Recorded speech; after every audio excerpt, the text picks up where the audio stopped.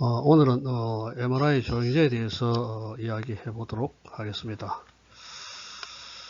이 종양 조직에서는 핵스핀의 이완 시간이 이 정상 조직보다도 일반적으로 깁니다.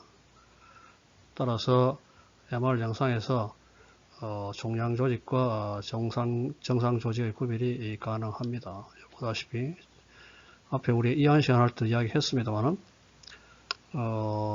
이 튜머들이 이 정상 조직보다도 이완 시간이 깁니다. T2도 마찬가지고요. 자, 그리고 이어도 보면은 정상 조직보다도 종양 조직이 이완 시간이 대체로 깁니다.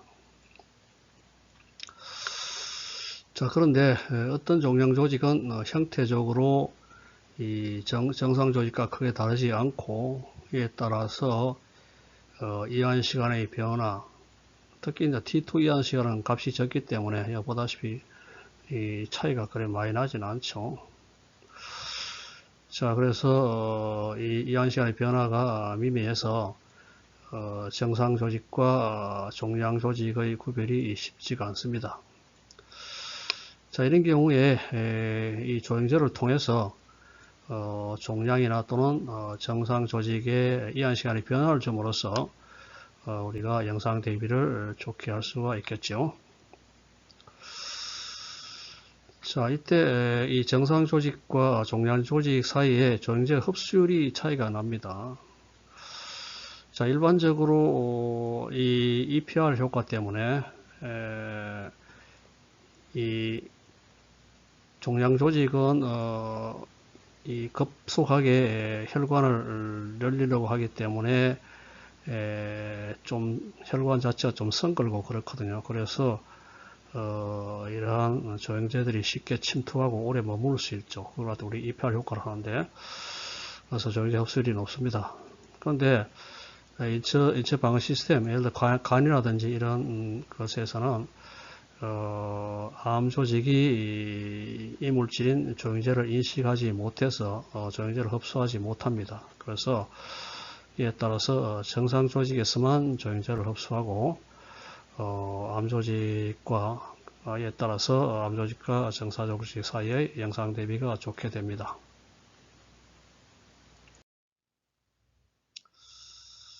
마찬가지로 정상 조직과 튜머 사이에 이완 시간의 차이가 있습니다. 키드니도 마찬가지고요.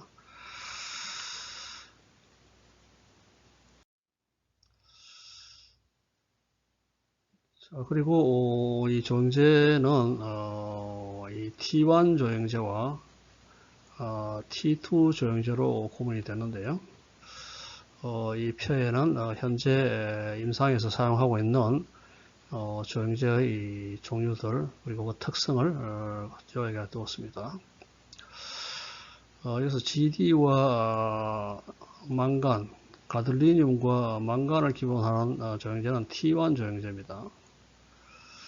물론 농도를 높게 할 경우에 T2 조영제로도 가능합니다만, 반면에 산화철 나노 입자를 이용한 조영제는 T2 조영제입니다. 이 경우도 농도를 낮게 할 경우에 T1 조영제도 가능합니다. 그리고 T1과 T2 조영제는 모두 다 이완 과정을 빠르게 진행시킵니다. 나중에 좀 이따가 다시 이야기를 하겠습니다. 자, 그래서 마그네비스트 이 브랜드 네임이고요. 쉐링에서 나오는 것이고요. GD를 기반으로 한 것이고, 옴니스캔 또 GD죠. 에보이스트 GD를 기반으로 하고, 텔라스캔은 망간을 기반으로 합니다. 그리고 나머지 뭐 페리덱스라든지 레저비스트 이런 것들은 전부 다 나노 산화철 나노 입자를 기반으로 한 그러한 조영제입니다. T2 조영제고요. 이것들은 뭐 T1 조영제라고 할 수 있겠습니다.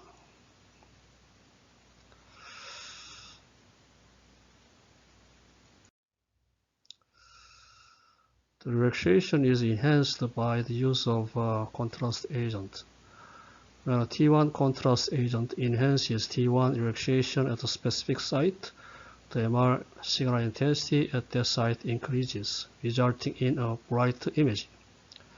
On the other hand, the MR image intensity decreases when the T2 relaxation is enhanced by the T2 contrast agent, resulting in a dark image.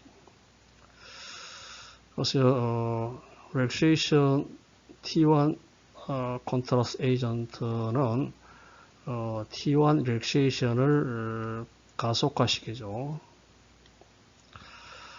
자, 그래서 이 T1 곡선인데, 이게 T1 곡선인데, 그 조현제가 없는 경우고요. 조현제의 역할, T1 contrast agent 때문에 T1이 빨라지죠. 빨라지기 때문에 신호가 커지죠. 신호가 커져서 이 조형제를 흡수한 이 영역에서는 밝은 이미지, 더 밝은 이미지를 보인다는 것이죠. 반면에 T2 조형제는 T2 리액션을 갖다가 가속화시킵니다. 그래서 이것이 T1, T2 조형제를 사용하지 않은 때의 T2 리액션이고, 그리고 T2 컨트라스트 에이전을 사용할 경우에 이 T2 리액션이 가속화되죠. 그래서 이렇게 가속화되니까 T2 리액션은 이 마르시에이션이 급격히 감소하는 현상이잖아요. 그래서 이 조형제에 의해서 가속화되어서 신호가 줄어들죠. 신호가 줄어들면서 다크 이미지를 보입니다. 이와 같이 T1 조형제든지 또는 T2 조형제든지 간에 모두 다 이 리액션을 이완을 빠르게 하죠. 그래서 이 특성상 T1 이완에서는 이완이 빨라지면 이런 식으로 신호가 커지게 되고요. T2 이완에는 이런 식으로 신호가 줄어든다는 것을 보여주고 있습니다. The inner and outer sphere processes both contribute to the relaxation of nuclear spins by paramagnetic contrast agent. The inner sphere process is caused by a chemical exchange interaction between the paramagnetic agent's bound water and the surrounding free water, which causes the nuclear spins to relax faster, rather effect on T1. In clinically used gadolinium-based contrast agents, gadolinium ions are formed as chelates. As a result, the chelates bound water can interact with the surrounding free water continuously, increasing nuclear spin T1 relaxation. Because inner sphere effect of the most gadolinium chelate agents is greater than the outer sphere effects, they are employed as T1 contrast agents. 자, 여기서는 이제 이 컨트라스트 에이전스가 어떤 이 메커니즘으로 이 리액션을 빠르게 하는지를 보여주고 있습니다. 그래서 이 경우는 T1 컨트라스트 에이전트의 이 메커니즘을 보여주는데 가들리움 첼라이트 경우에요. 그래서 우리가 이 조형제의 효과는 이너 스피어 프로세스하고 아웃 스피어 프로세스로 나눌 수 있는데요. 이 가드리움 베이스 컨트라스트 에이전트는 아웃 스페이스는 프로세스 별로 없고 주로 이너 스피어 프로세스로 이 T1 이완을 빨리 한다는 것을 보여주고 있습니다. 그래서 가들리늄은 이게 상자성 물질이죠. 상자성 물질이고 그래서 독성이 있기 때문에 첼레이트 되어서 주의를 해서 감싸주고 있습니다. 자, 그래서 이 상자성 그 에이전스의 이 바운드 워터 구속된 바운드 워터하고 그 주위에 있는 서라운딩 프리워터 사이에 에너지 인터랙션을 해서 결과적으로 이온 시간을 T1 이온을 빠르게 한다는 것을 보여주고 있습니다. 자, 그래서 이 바운드 워터들이 이 프리워터 주위에 있는 프리워터와 계속적으로 인터랙션을 함으로써 에너지를 주고받음으로써 이 핵스핀들이 쉽게 에너지를 주고 낮은 상태로 떨어질 수 있게 되죠. 그래서 T1 효과를 T1 이온을 이런 식으로 가속화시킨다는 것을 보여주고 있습니다. 그래서 이걸 갖다 우리가 이너 스피어 이펙트라고 부릅니다.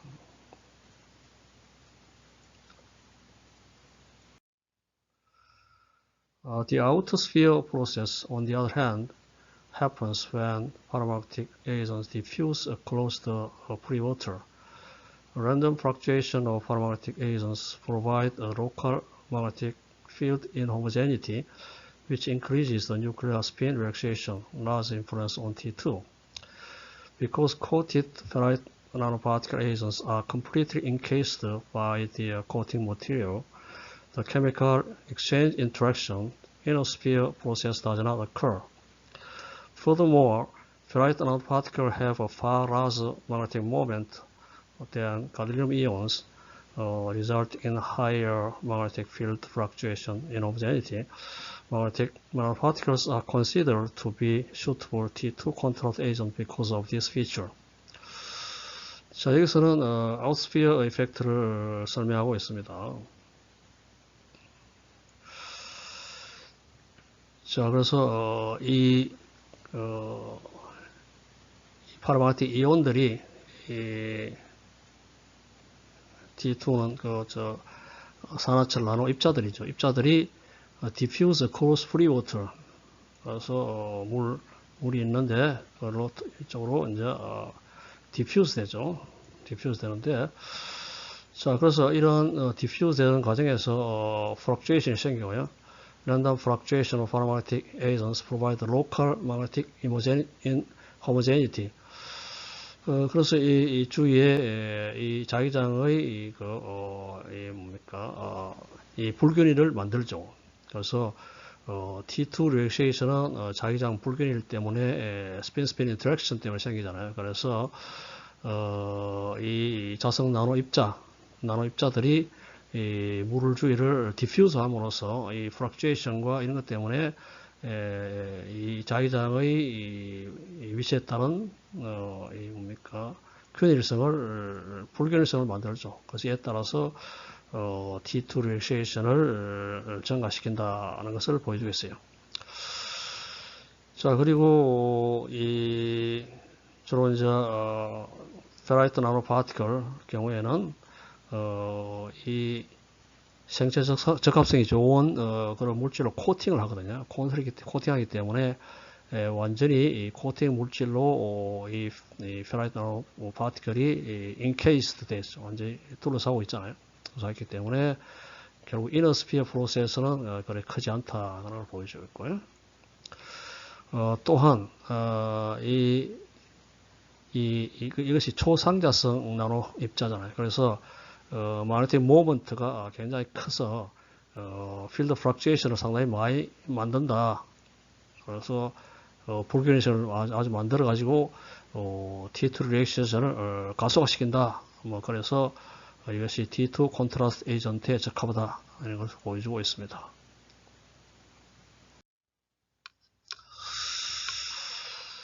자, 다시 한번 설명해 보면요. 1980년대부터 MRI가 임상으로 사용되기 시작을 했습니다. 그래서 80년대. 그리고 1988년에 MRI 조영제로서 DTPA가 출현하게 되었습니다.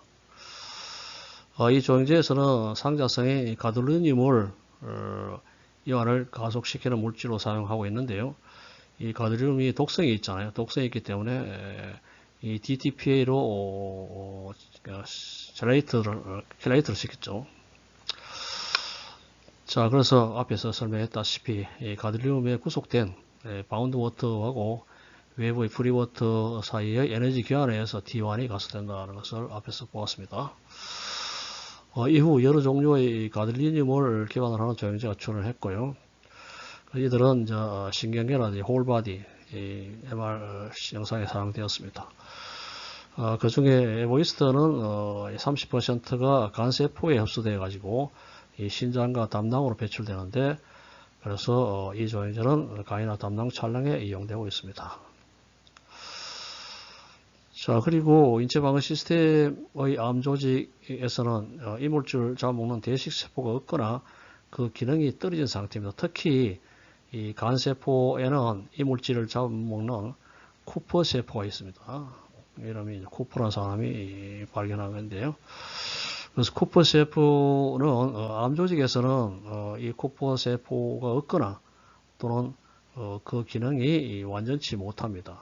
따라서 이 조형제는 간의 정상 세포에는 흡수되고 암 세포에는 흡수되지 않습니다. 그래서 이 T1 강조 영상에서 정상 세포 부분이 영상이 상대적으로 밝게 돼 가지고 우리가 정상 조직과 암 조직이 구별이 됩니다.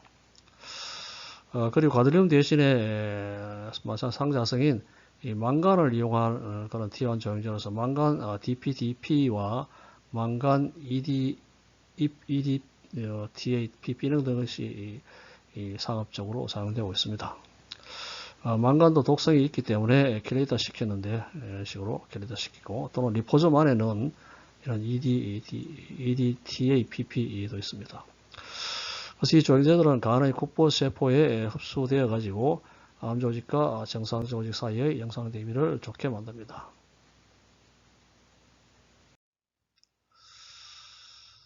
자, T1 조형제로서 이 정상 조직에 흡수되어 가지고 그곳의 신호를 크게 만듦으로써 T1 강조 영상에서 암 조직과 정상 조직 사이의 영상 대비를 좋게 만듭니다.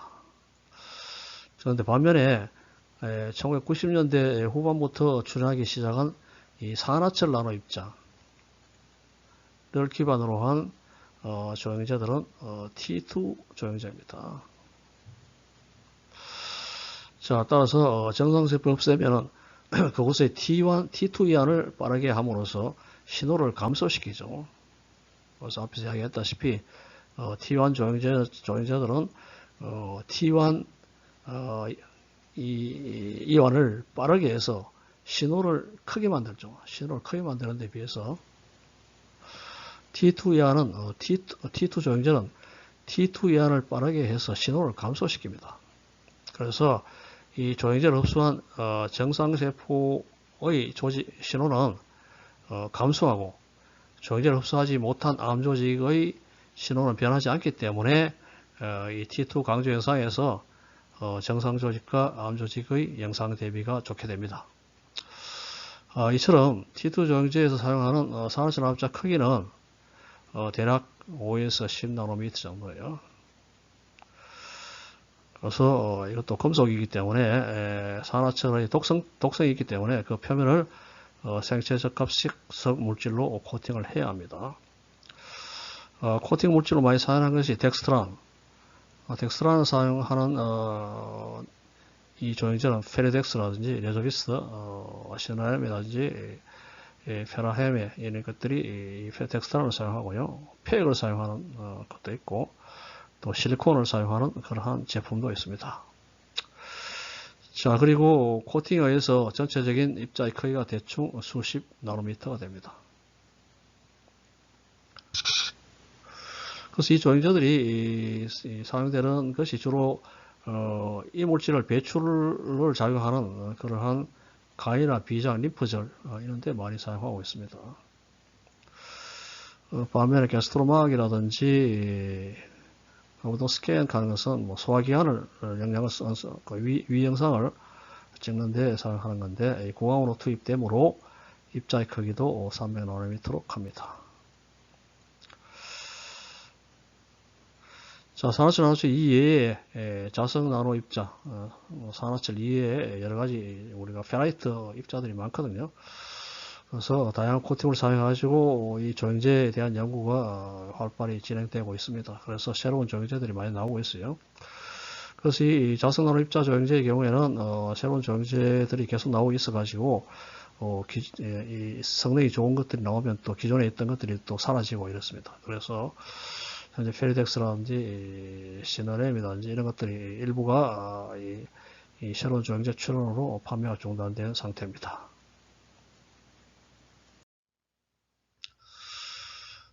결론은 세스트, 케미컬 익스체인지 세츄레이션 트랜스퍼라는 이러한 조영제 연구가 활발히 진행되고 있는데요. 이 조영제는 경험할 수 있는 양성자, 익스체인지브 프로톤을 공급하는 물질을 포함하고 있습니다.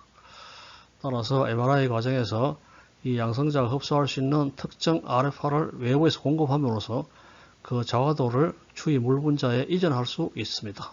그래서 이에 따라서 T2 이완이 가속됩니다. 자, 파라세스트에서는 이 상자성과 세스트 물질의 결합으로 구성되는데요. 그래서 란타나이트 계열의 이 상자성 물질, 파라마그네틱 물질이 이 화학적 이동을 만들고 세스트 물질은 경험할 수 있는 양성자를 공급합니다. 그래서 세스트 물질로는 우리 설탕이라든지 아미노산 등이 사용되고 있고요. 이 세스트 조영제의 장점이 뭐냐 하면은 외부에서 RF8을 공급해서 프로톤을 트랜스퍼 하거든요. 그래서 결과적으로 외부 RF8로 세스트 양성자 교환을 유도하기 때문에 조영제에 대해서 우리 온오프 기능이 가능하죠. 그래서 조영제가 작용하게 하고 작용 못하게 하고 할 수 있잖아요. 그래서 이러한 조영제가 앞으로 많이 사용될 것이라고 예상이 되고 연구가 지금 활발히 진행되고 있습니다.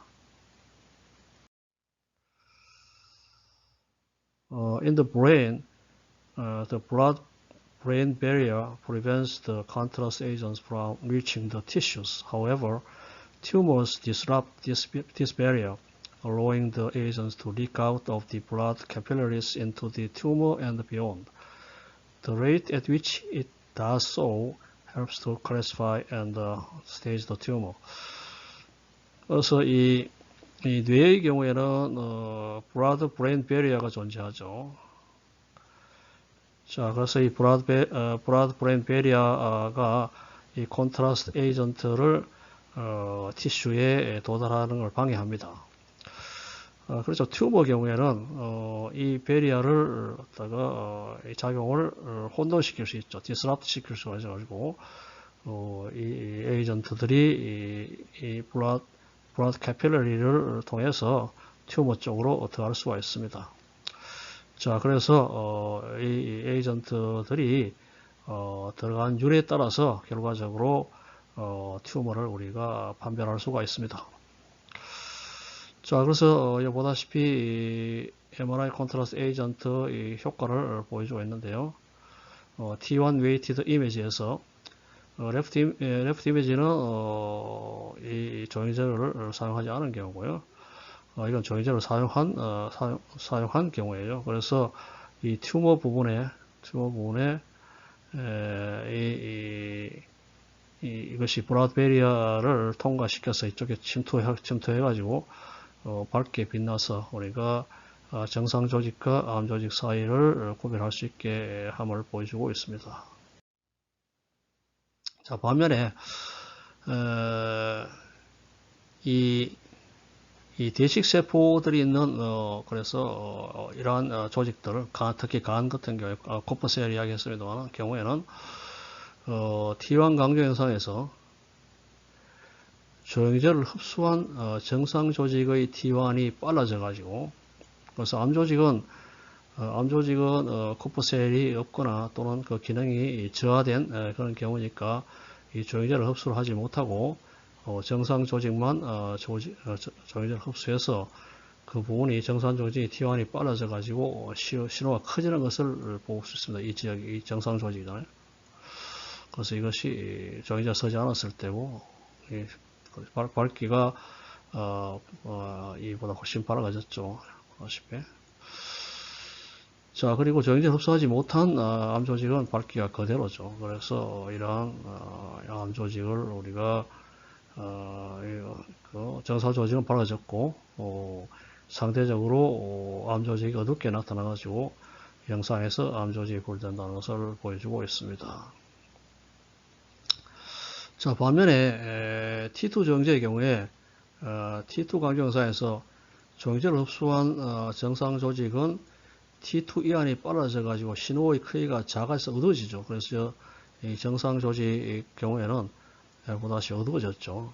그래서 정제를 흡수함으로써 정상 조직이 T2 이안이 빨라져서 신호가 줄어드는 것을, 어두워지는 것을 볼 수 있고요. 그리고 조영제를 흡수하지 못하는 암 조직은 밝기가 그대로죠. 이 부분인데요. 밝기가 그대로. 자, 따라서 암 조직이 어두워진 정상 조직에 비해서 밝게 나타나서 우리가 구별된다는 것을 보여주고 있습니다.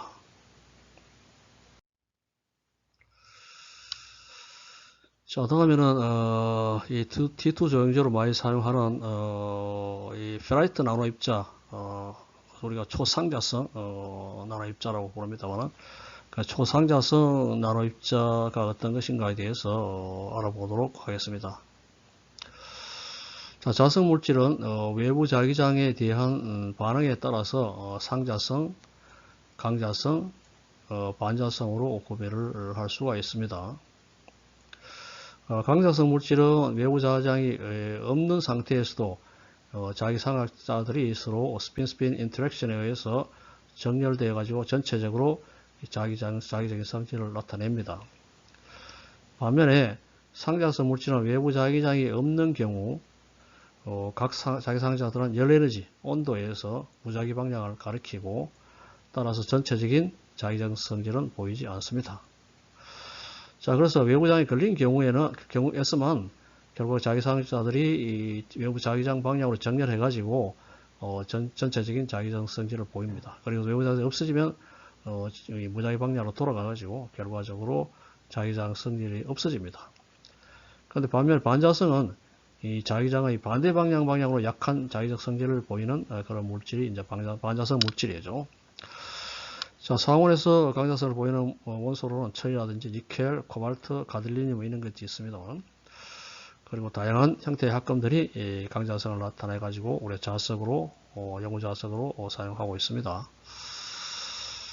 자, 그래서 이것은 자기장이고요. 자기장이고 이건 자화도죠. 자화도는 뭐 자석의 세계라고 보면 되죠. 자, 그래서 상자성 물질들은 이 자기장이 없으면 0이죠. 0이고 자기장이 있으면 이런 식으로 증가하겠죠. 증가하고 또 반대쪽으로 증가하고요. 반자성은 이런 식으로 반대로 자기장의 반대 방향으로 이런 식으로 생긴다는 것을 보여주고 있고요. 물론 이 경우에도 자기장 없으면 0이고요. 자, 그리고 이 페로하고 페리 이거는 또 좀 이따 다시 이야기하겠습니다. 이 상자성도 마찬가지로 다시 상세하게 뒤쪽에서 다루기로 하겠습니다. 자, 이거는 우리가 많이 사용하는 자성 물질들인데요. 생략하도록 합니다. 자, 그러면은 이 강자성 페로마그네틱이라든지 또는 페리마그네틱 종류들이 많습니다. 그거에 대해서 상시 알 필요는 없고 그렇고요. 자, 이런 물질들은 자기 이력 현상을 보입니다. 자, 자기 이력 현상을 앞으로 뒤에 쭉 설명이 됩니다만은, 자, 이러한 강자성 물질이나 또는 페리 자성 물질은 내부는 자구 마그네틱 도메인으로 구성되어 있습니다. 마그네틱 도메인은 직경이 대충 0.1mm에서 수 밀리미터 정도 되는 그러한 자구로 구성되어 있어요. 이것이 보여주고 있습니다. 그래서 이것이 각각 하나의 자구들이죠. 자구들이. 그래서 각 자구 안의 원자들은 이 자기 모멘트들이 한쪽 방향으로 정리되어 있습니다. 그래서 스핀 인터랙션에서 원자들 사이에 스핀 인터랙션에서 이 한쪽 방향으로 정렬되어 있어요. 그래서 요 하나하나는 요 화살표를 표시한 것이 이 자석의 방향이라고 보면 됩니다.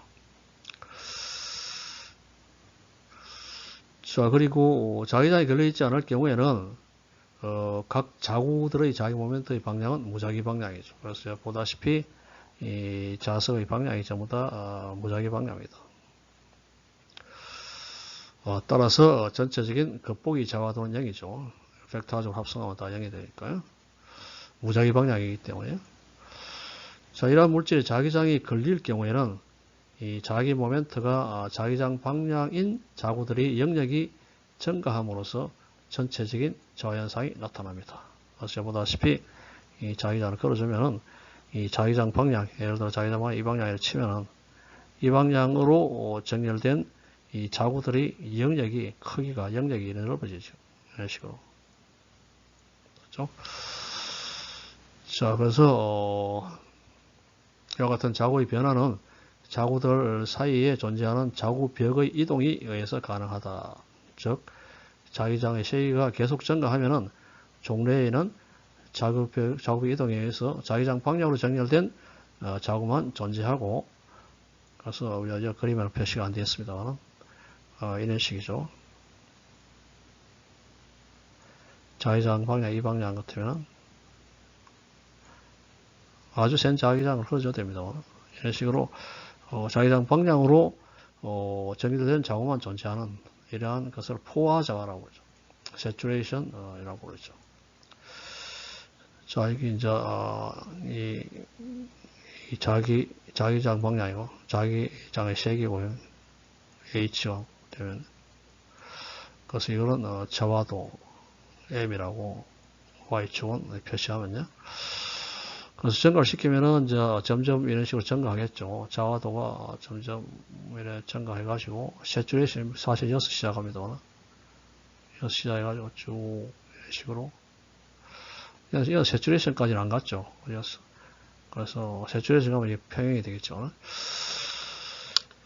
자, 이런 식으로 이제 이런 세츄레이션 됩니다. 여기서 0에서부터 시작해가지고 쭉 자화도가 증가하겠죠. 이렇게 포화자화된 상태에서 자기장을 없애면요. 그래서 반대쪽으로 없애는 거죠. 없애면은 이 자화도가 바로 0이 되지 않고 일정한 값을 가집니다. 이 경우죠. 자기장이 0 되었잖아요. 이 부분이 자기장이 0인 부분이죠. 그래서 이런 식으로 여기까지 돌아왔죠. 그런데 원래 상태는 자화도가 0이죠. 0인데 1로 돌아오지 않고 원래 1에 돌아오지 않고 이쪽으로 돌아간다. 그런 이야기죠. 자, 그래서 자기장을 없애더라도 이 자화도가 남아있어요. 그래서 이걸 갖다 우리가 remnant mineralization, 그래서 잔류자화라고 부릅니다. 자, 이런 식이죠. 그래서 이 자기장을 없애도 이런 식으로 이보다는 좀 영역이 좀 줄어들었지만은 자기장 이쪽 방향으로 영역이 있어가지고 전체적으로 자화도가 네트 마그니제이션이 생기죠. 자, 그래서 이 잔류자화를 없애기 위해서는 자화된 방향의 반대 방향으로 자기장을 걸어준다. 그래서 반대 방향으로 자기장을 걸어주죠. 걸어줘가지고 여기서 없애죠. 그래서 이걸 갖다 우리가 여기까지 걸어줘야지 자화도가 없어지죠. 그래서 잔류자를 없애는 데 필요한 자기장을 우리가 coercive force, 보좌력이라고 부릅니다. 자, 그리고 계속 자기장의 세기를 반대 방향으로 증가시키면은 또 이쪽 가가지고 또 포화되겠죠. 포화돼가지고 또 증가시키면 또 반대 방향으로 또 증가시키면 이런 식으로 또 잔류자화가 또 생기고요. 자, 또 이런 식으로 없애기 위해서 이제 이런 반대 방향으로 자기장을 또 걸어주고 없애지고 그 다음에 또 이런 식으로 자, 이러한 그 형태로 되는 것을 갖다가 우리가 자기 이력이라고 봅니다. magnetic hystericis라고 불러요. 뭐 자기장의 세기를 포화에 이르지 않을 정도에도 동일한, 이 경우는 포화에 이르지 않은 경우죠. 그렇죠. 자, 그래서 이러한 이 자기적 성질을 기억하고 있다. 그래서 자기 이력이라고 히스테리시스라고 하죠. 그래서 이러한 현상이 강자성과 페리자성 물질에서 나타납니다. 그래서 구체적인 그 메커니즘은 우리 앞에서 자구에 관련되는 그러한 것으로 우리가 설명을 합니다. 물론 이것은 실험적으로 가능해요. 그래서 이러한 물질에다가 위에다가 가는 철가루를 뿌려가지고 보면은 영역이 가려지는 걸 볼 수 있고, 또 자기장을 걸어주면은 또 영역이 변하는 것을 볼 수 있습니다. 그래서 이런 실험적으로 관찰이 가능하고, 그래서 이걸 자구의 현상으로 우리가 이 강자성 물질과 페리자성 물질의 히스테리시스를 설명을 하고 있습니다. 자, 반면에 상자성 물질은 강장성 물질에서 존재하는 스핀 인터랙션이 존재하지 않고 약한 것이 존재하고 강한 것은 존재하지 않는다 이죠. 서로 강하게 스핀 작용을 해서 서로 정렬하는 이러한 정도는 아니다 그런 이야기죠. 그래서 자기 상자들은 열애제에서 무작위 방향으로 가리킵니다. 그래서 이런 형태죠. 무작위 방향으로 자기장이 없으면 무작위 방향으로 가리키고, 전체적으로 자기적 성질을 갖지 못합니다. 이러한 상자성 물질의 외부 자기장을 걸어주면은 이 자기장 방향으로 자기 삼각자들이 정렬하죠. 여기 보다시피 좀 정렬을 했죠. 자기장 이 방향으로 걸어주면은 어느 정도 정렬을 해서 결과적으로 자기적 성질, 자기 모멘트를 가지게, 네트 마그네틱 모멘트를 가지게 된다는 거죠. 자, 그런데 외부 자기장이 없어지면은 다시 없어지면은 원래 상태로, 그래서 이 원래 상태로죠. 원래 상태로 돌아간다는 것을 보여주고 있습니다. 그래서 결과적으로 무작위 방향에 가리켜가지고 결국 자기적 성질이 없어집니다. 자, 그래서 뭐 이런 페라이트 나노 입자에 대한 실험 결과입니다만은 보다시피 자기장이 있으면은 이런 식으로 증가하는데 자기장이 없는 경우 0이죠. 히스테리시스도 없고 그래서 또 반대 방향으로 이렇게 되고. 자, 이러한 이 강자성 나노 입자의 경우에 온도를 내리면은 이러한 히스테리시스를 보입니다.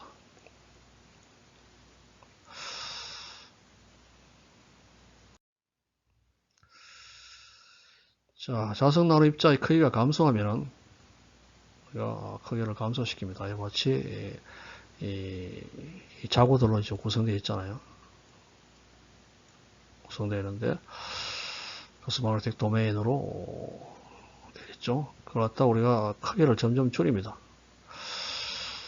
자, 그러면 그 안에 있는 단자구가 싱글 도메인으로 형성됩니다. 그래서 이것들이 점점 크게 되면 이제 한 개의 자구로 된다는 이야기죠.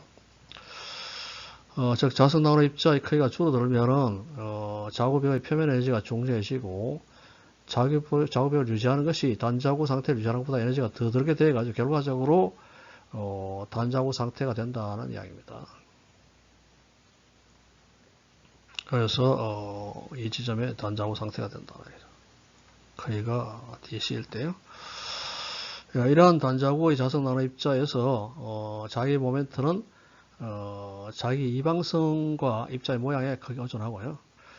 자성 나노 입자의 크기가 감소하면은 이 보자력은 앞서 봤다시피 보자력은 점차 증가해가지고 DC일 때 최대가 됩니다.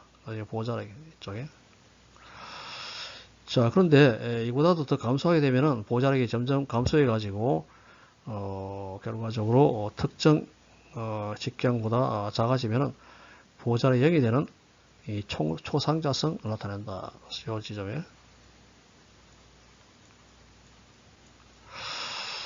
자, 그래서 산화철 나노 입자가 단자구가 되는 인계의 직경이 대충 130나노미터고요. 여기 130나노미터고요. 그리고 초상자성이 되는 것이 대충 20나노미터입니다. 자, 이와 같이 이제 이 자성 나노 입자의 크기를 점차 줄이면은 이 싱글 도메인이 된다는 거죠. 자, 그 싱글 도메인에서 이보다 더 줄어들면은 결국 이제 초상자성 성질을 보이는 나노 입자가 된다는 것을 보여주고 있습니다. 자, 그러면 초상자성이 무엇인지에 대해서 다시 한번 보도록 하겠습니다. 상자성 물질에는 자기일의 현상이 없죠. 또한 외부 자기장이 없어지면은 자오도가 원래대로 0이 됩니다. 자, 강자성 입자, 우리 페라이트 나오는 입자들, 입자의 특정값, 대충 100나노미터 이하 되면은 단자구가 됩니다. 싱글 도메인이 되고, 강자성 성질 대신에 상자성 성질을 보입니다. 즉, 외부 자위적이 없는 경우 연해제에서 상호 연해제에서 입자들의 상극적 모멘트가 무작위 방향이 되어서 전체적으로 자유도가 없어집니다. 그리고 외부 자위장이 걸리면은 외부 자위장 방향으로 정렬을 하겠죠. 이와 같은 상자성 나온 입자들은 우리가 강자성 나온 입자들이 크기가 줄어들면 싱글 도메인인 강자성 나온 입자들은 이 상자성 성질을 보입니다. 그래서 강자성 나노 입자들, 페라이트, 주로 페라이트를 많이 사용합니다. 페라이트 나노 입자들의 크기를 100나노 이하로 줄어들면은 결과적으로 이들은 상자성 성질을 보인다. 그런 이야기죠. 그리고 이게 단자구죠. 강자성 나노 입자들은 단자구를 가지고 싱글 도메인 형태이고요. 그래서 외부 자위장의 자화도 크기는 이게 상당히 크죠. 그래서 강자성인데 이제 단자구가 되기 때문에 보통 상자성 입자의 이 자화도 크기보다 굉장히 큽니다. 그래서 결과적으로 강자성 나온 입자들은 상자성의 성질을 가지지만 이 자화도 자체는 다른 상자성 나온 입자의 크기보다 훨씬 크기죠. 그래서 결과적으로 우리가 초상자성 입자라고 부릅니다. 자, 같은 외부 자위장 안에서 초상자성 나노 입자의 작용이 다 크기 때문에 우리가 MRI 조형제로 많이 이용할 수가 있죠. 즉, 입자는 나노 크기지만은 강한 자기 모멘트를 가지므로 인체에 주입하기도 쉽고, 이렇게 주입된 나노 입자들은 주위의 쇠판에 흡수해 가지고 수색 이완 시간을 짧게 해서 결과적으로 영상 대비를 좋게 한다. 그렇죠? 자, 그래서 앞에서 우리가 이 아웃스피어 프로세스에 이야기했습니다만은 이 강자성 나노 입자들이 물 주위로 이동하면서 플럭추에이션 하면서 결과적으로 주위에 이 자기적인 불균일을 만들잖아요. 인호모제니티를 만드는데 이 불균일이 의해서 결국 이 T2 이안이 깨지기 때문에 그래서 이 초상자성 입자의 강한 자기적 성질이 결국 아주 큰 그런 자기적 불균일을 만들어 가지고 T2 이안을 크게 하는데 우리가 그 앞에서 봤던 그러한 메커니즘을 통해서 결국 이제 이 초상자성 입자의 큰 자기 모멘트가 T2 이안을 짧게 하는 것을 우리가 하는데 응용할 수 있다는 것을 우리가 이해를 할 수가 있겠습니다. 자, 뭐 예를 들어 가지고 이런 막대 모양의 이 페라이트 나노 입자들을 보여주고 있습니다. 자, 이것이 이 상온이 되면은 이와 같이 이제 초상장성을 보이지만은 온도가 아주 2K로 아주 낮아지면 히스테시스를 보입니다.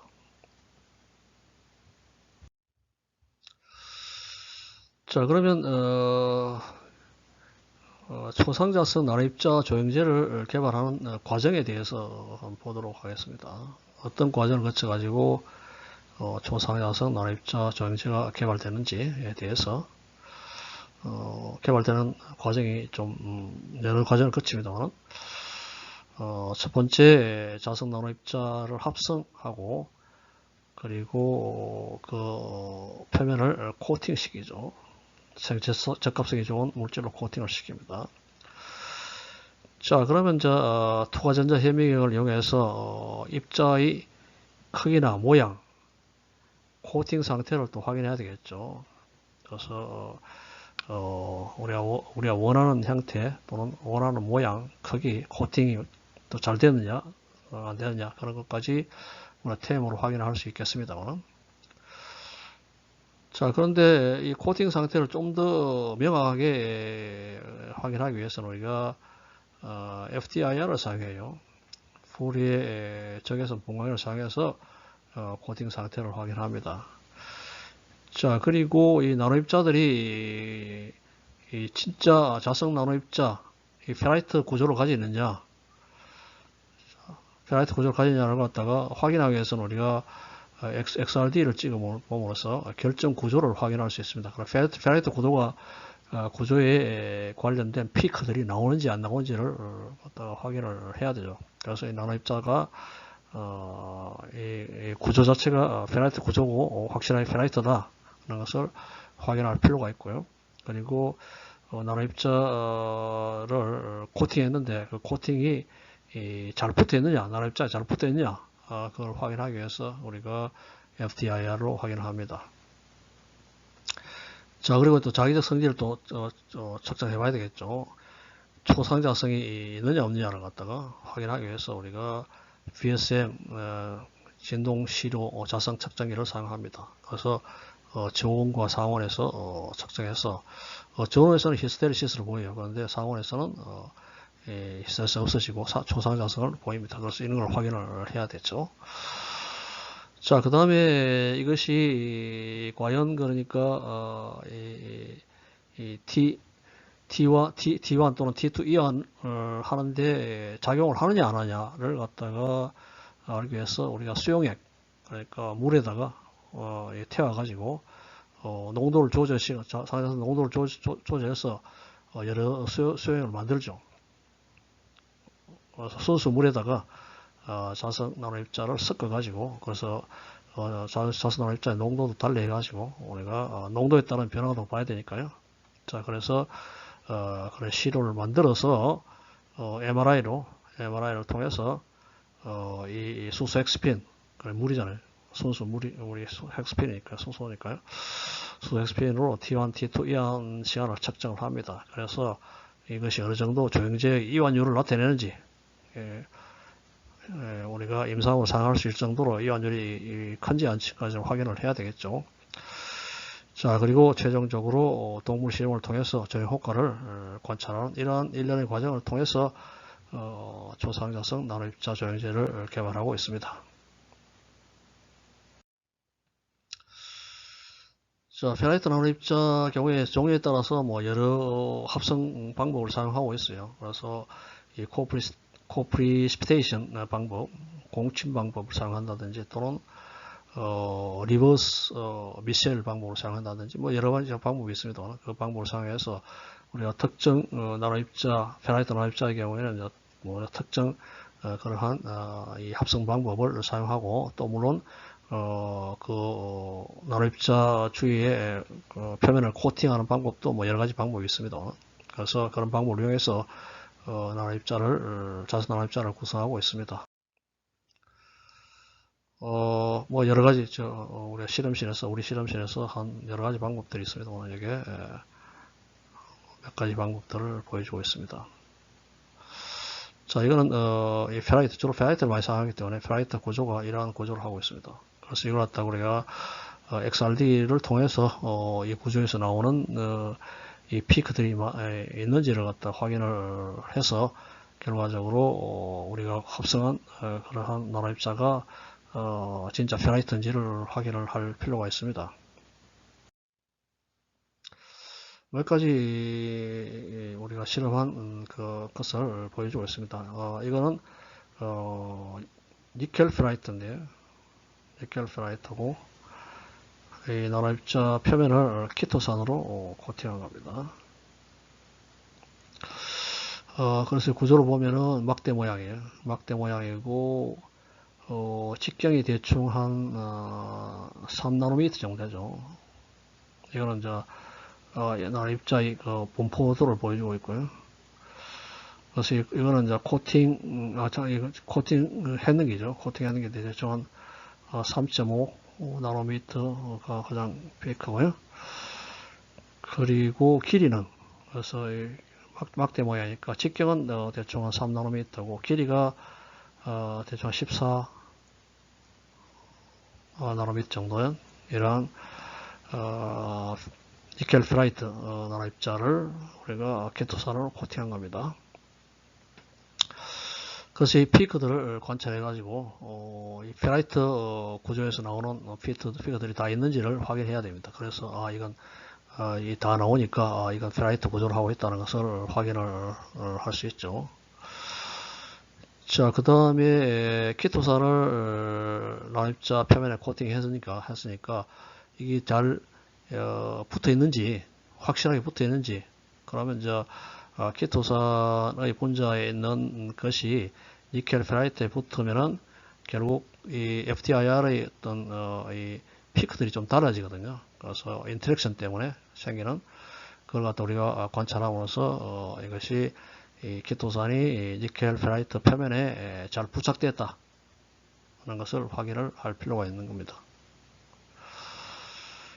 자, 그 다음에 이거는 룸 템퍼러처 300K에서 측정한 이 자와드 측정인데 보다시피 이 상자성 성질을 보이죠. 그 조상자성 성질을 보인다는 것을 그래서 이것이 또 이 마그네시에이션도 크기도 어느 정도 커야 되니까 그래서 이걸 확인할 수가 있습니다. 자, 그 다음 MRI로 이 시로들 농도가 다른 여러 한 시로에 대해서 보여주겠습니다. 이거 참 이 다른 시로들입니까? 그래서 1리터당 미리몰 한 5.04 미리몰 6.34 5.57 8.82 10.09 미리몰의 포함한 그런 시로들의 T1, T2 이안을 갖다가 MRI로 측정을 할 수가 있겠죠. 자, 이 결과를 그 농도에 따른 이완율을 해서 이완율을 갖다 우리가 결정함으로써 우리가 상용으로 사용하고 있는 그런 조영제 T2 조영제와 비교해서 충분히 이것이 임상적으로 가능하다는 것을 확인을 할 수가 있고요. 자, 그 마지막으로 이제 이 동물 실험을 통해서 이건 이제 T1 조영제로서 가능한지 확인하고 또 T2 조영제로서도 가능한지 확인합니다. 물론 이제 이 페라이트 나노 입자 경우에는 주로 T2 조영제로 많이 사용하는데요. T1 효과도 있음을 갖다가 볼 수 있습니다.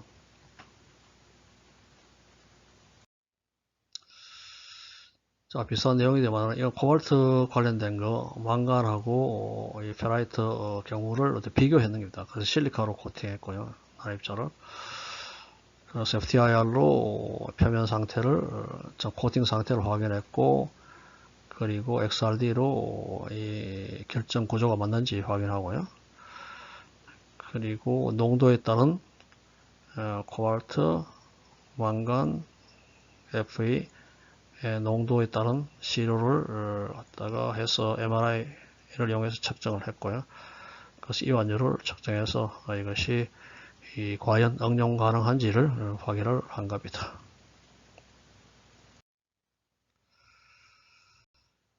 자, 이것도 앞에서 본 케토산 코티드 니켈 페라이트 나노 입자인데요. 그래서 베어 파티클의 경우하고 코티드 상태하고 비교를 했고 XRD, FTIR 그리고 상자성 그리고 농도에 따른 이완 시간 변화 동물 실험 이런 과정을 거칩니다.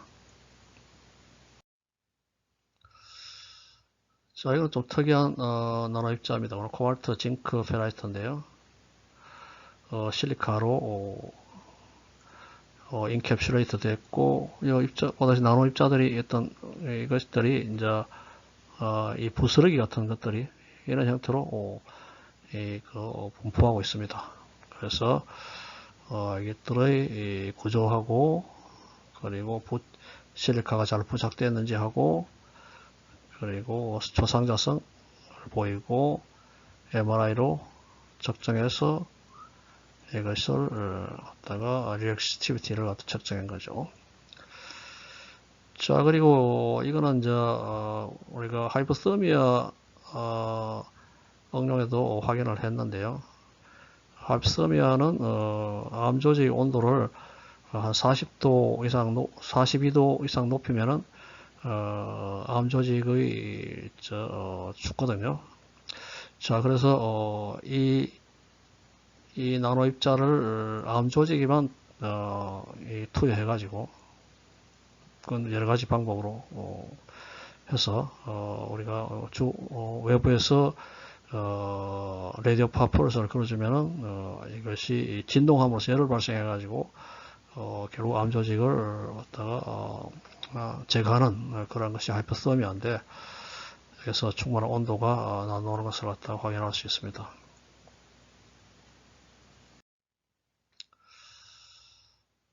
자, 이거는 이 실리카로 코팅된 망가니스 페라이트를 이용한 연구입니다만은, 그래서 이러한 구조고요.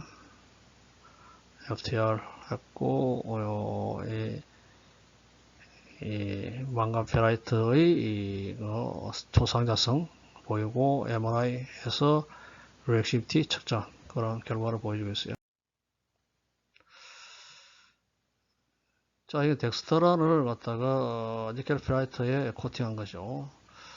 그래서 이것도 막대 모양인데요. 막대 모양이고, 이 프로세스랑 비슷합니다. 이거는 T1, T2 이안을 보여주고 있고요. MRI를 측정한 것이고, FTI라고 그렇습니다. 자, 이거는 모양이 좀 특이하죠. 이게 사각형 모양입니다. 여러 가지 모양을 우리가 만들 수 있는데요. 주로 쉽게 만들 수 있는 것이 이제 이 구형이고, 그 다음에 이 사각형 모양도 만들 수 있고요. 그리고 앞에서 봤다시피 막대 모양을 만들었는데, 막대 모양의 직경하고 길이를 변화시키는 게 쉽지 않아요. 그래서 그것도 현재 많은 사람들이 또 연구를 하고 있습니다만, 그래서 이거는 지금 이 큐브 형태죠. 그래서 좀 특이한 그러한 나노 입자, 니켈 망간 페라이트 나노 입자입니다. 그래서 이거는 이제 MRI로 측정한 T1, T2 이온을 나타내고요. 이걸 갖다가 분석해서 이러한 리액시비티를 얻고요.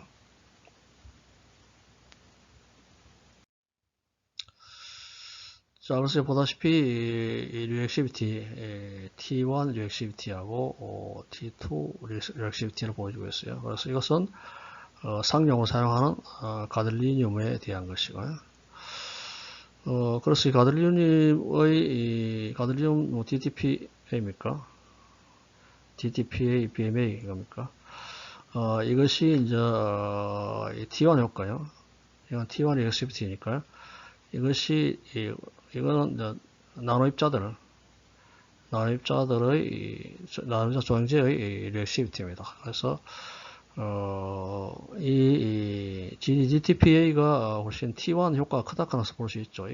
기울기가 큰 것이 이제 조형 효과가 큰 것이거든요. 그래서 이 DTPA가 다른 우리가 페라이트 나노 입자들 조형제보다도 T1 효과가 상당히 크다는 것을 알 수 있습니다. 물론 앞에서 이야기했습니다만은 이 가들리늄 베이스드 조형제는 주로 T1 조형제로 많이 사용합니다만은 물론 T2 조형제로 사용할 수도 있어요. 그리고 또 자석 나노 입자, 페라이트 나노 입자의 조형제들은 주로 T2 조형제로 사용해요. 근데 이것도 T1 조형제로 사용할 수 있어요. 그래서 여기 보다시피 이 GDTPA 상용으로 사용하고 있는, 임상적으로 사용하고 있는 이 조형제가 T1 효과가 크죠. 그러니까 이거는 우리가 실험실에서 합성한 여러 종류의 페라이트들인데요. 이것보다도 T1 조형 효과가 크다는 것을 보여주고 있습니다.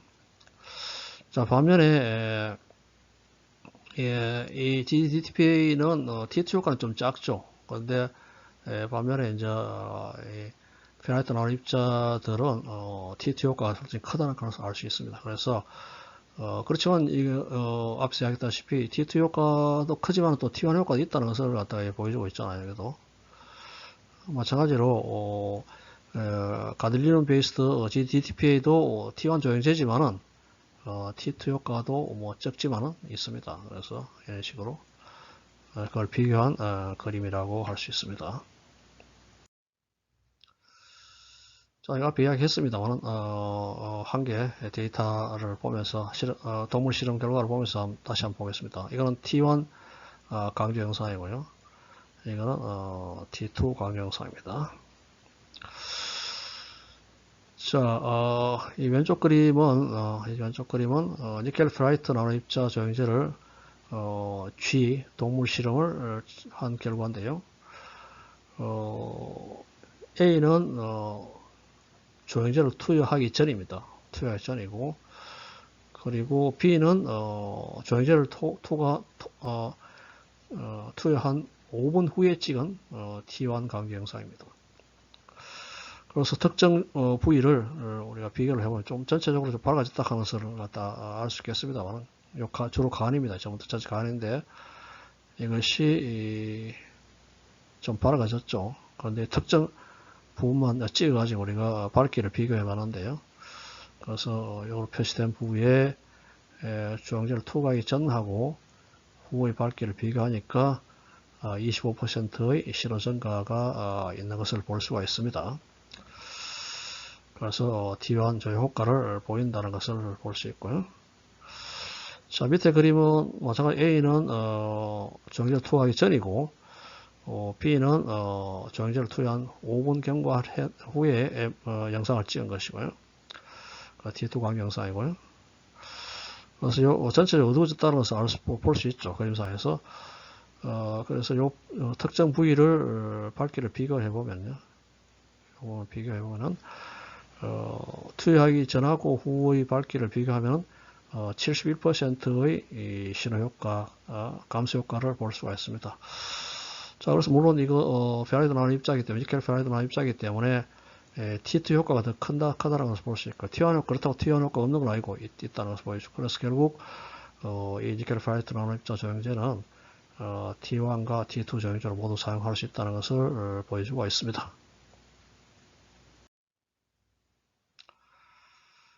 자, 이건 하이퍼서미아를 한 실험인데요. 나노 입자 관계되었기 때문에 이제 뭐 여러 가지 데이터가 많습니다만 그냥 이 특정한 경우만 보도록 하겠습니다.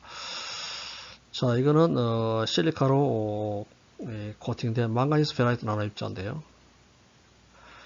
그래서 보다시피 까만 점이 까맣게 보이는 부분이 이제 망가니스 페라이트고 주위에 코팅된 실리카입니다. 그래서 크기는 대충 한 14나노미터 정도 되고요. 코팅 상태를 볼 수 있고, 그리고 이것이 자기력이 없죠. 없고, 그래서 초상자성을 나타내고 우리가 구조도 확인했고요. 자, 이걸 갖다 우리가 이 하이프서미아에 사용합니다. 그래서 하이프서미아에 적용한지 가능한지 안 한지를 우리가 RF 라디오파를 걸어줘 가지고 온도 효과를 온도가 어느 정도 증가하냐 어떻게 증가하느냐를 갖다가 봐가지고 우리가 이것이 이 열을 효과 하이프서미아에 적용 가능한지를 확인할 수가 있겠습니다.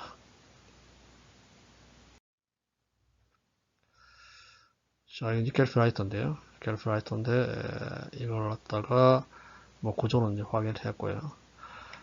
자, 그래서 보다시피 이 히팅 타임에서 대충 42도 이상이죠. 그래서 어떤 특정 농도에서는 42도 이상으로서 이 하이프서미아에 앞서 이야기했다시피 이 종양 조직은 42도 이상 되면은